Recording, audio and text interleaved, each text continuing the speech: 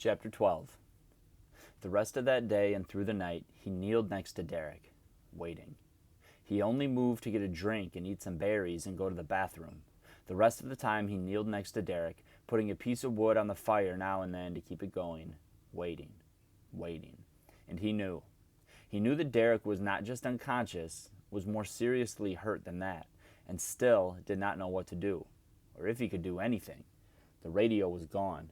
They had made a schedule that said they would check in once a week or so. It was very loose, and that they would call if there was an emergency.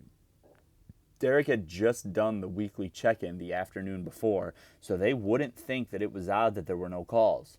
The Bush Plane headquarters said they would keep their radio on around the clock, but not necessarily manned all the time. So even if he had a radio, Brian might not be able to get them right away. Of course, he could call any other airplane and report the emergency, if he had a radio. So he could not call for help, and they would not worry for another week or so when Derek did not call in. There they were, where they sat. Derek was down, unconscious, in a coma. There, that word came. He had been afraid of the word death before, and now this word, coma. He'd have to stop that, have to face things better than he was facing them. He knew almost nothing of medical terms or what happened to people with severe shock, and knew less than nothing about comas. He'd seen movies about people in comas for months and months or years and years, and then they would suddenly snap out of it and wonder how long they'd been asleep.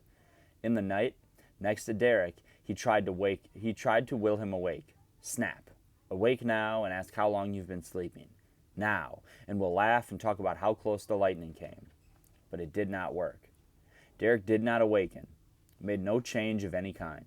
Somewhere, just before dawn, when the first light of false dawn was making the western side of the lake come into view, Brian finally accepted it. Derek was in a coma and was apparently not going to snap out of it, at least not soon.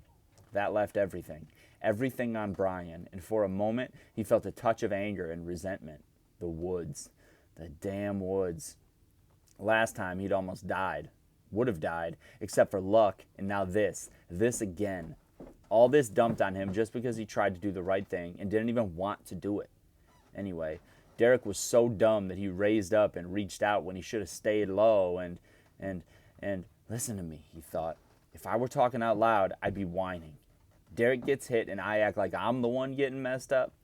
It was this way, he thought. Derek was unconscious and it seemed to be a coma or something like a coma. He did not seem to be coming out of it.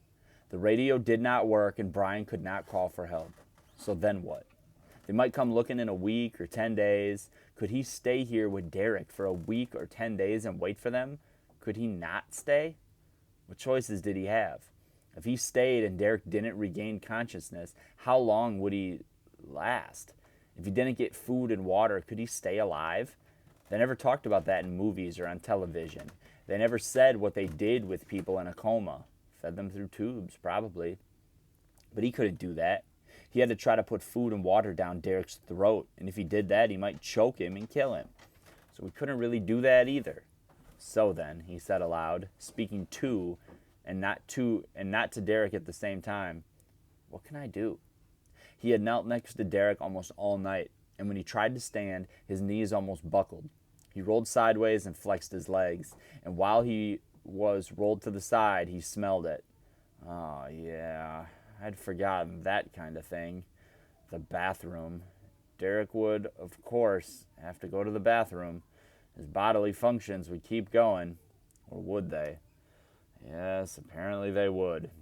There was that, too, to take care of Derek, truly take care of him. He'd never had to do anything like it before. Take care of someone. Himself, sure, but he'd never really been responsible for some other person, and he wondered what to do, what a person did. The anger had passed, but he felt immense frustration at his helplessness. It had to be done. He had to clean Derek, take care of him, take care of another human being, look at it that way, he thought. Not Derek, but another person. Had to clean this helpless person. If he kept it detached, maybe he could do it. Why would it be so hard anyway? He unfastened Derek's pants, and the smell grew stronger. Oh, God. He fought the nausea down, controlled it, turned Derek over, and he held his breath and used grass to clean him. Then he pulled the pants up and put him on his side again. Parents. How did parents do it? It was horrible. How could they do it? He used sticks to carry it and the grass to the hole they had dug for a bathroom and covered it with dirt, then went down to the lake and washed his hands again and again until he could hold them to his face and not smell anything.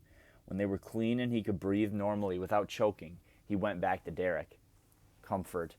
He could do what he could to make Derek more comfortable. Brian moved him and rearranged the pine boughs to make a softer bed. Then he pulled Derek into his back on the new boughs, but was alarmed when Derek seemed to begin to choke or breathe strangely, so he put him back on his side. So nothing. Nothing he could do. Not really. It was full light now, warm, with the sun drying the rain off the grass. A warm summer morning with birds singing, Brian thought, looking across the mirrored surface of the lake. A beautiful summer morning with birds singing and fish jumping on the lake and everything perfect, except for this one thing, this one little thing. Derek was in a coma.